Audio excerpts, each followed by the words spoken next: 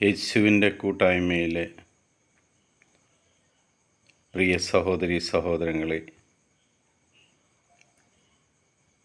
അതിരാവിലെ ദൈവത്തോട് ചേർന്ന് നിന്നുകൊണ്ട് ദൈവവചനം വായിച്ചും കണ്ടുകൊണ്ടും ശ്രവിച്ചുകൊണ്ടും ആ ദൈവത്തോടൊപ്പം നമ്മുടെ ഒരു പുതിയ ദിവസം തുടങ്ങുവാൻ ദൈവം നമ്മളെ അനുവദിച്ചതിന് നന്ദി പറയാം. ഇന്ന് നമ്മൾ ശ്രവിക്കുന്ന തിരുവചന ഭാഗം ഹോസിയായുടെ പുസ്തകം 12-ാം അധ്യായം 5-6 തിരുവചനങ്ങൾ. ദൈവം അവനോട് സംസാരിച്ചു. സൈന്യങ്ങളുടെ ദൈവമായ കർത്താവെന്നാണ് അവിടുത്തെ നാമം.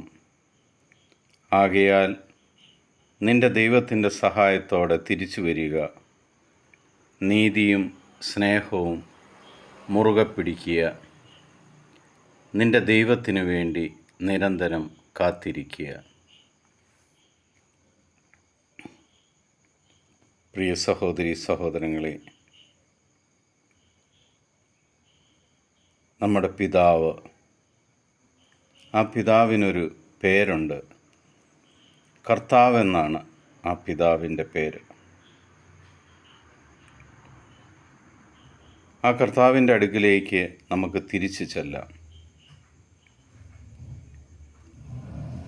ആ കർത്താവിന് വേണ്ടി നിരന്തരം കാത്തിരിക്കുകയും ചെയ്യാം.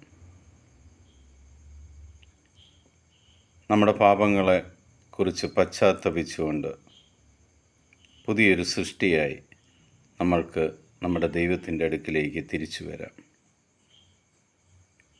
പിതാവായ ദൈവത്തിൻ്റെയും പുത്രനായ യേശു ക്രിസ്തുവിൻ്റെയും പരിശുദ്ധാത്മാവിൻ്റെയും കൃപയും അനുഗ്രഹവും സമാധാനവും സമൃദ്ധമായി നിങ്ങളുടെ മേലുണ്ടാകട്ടെ.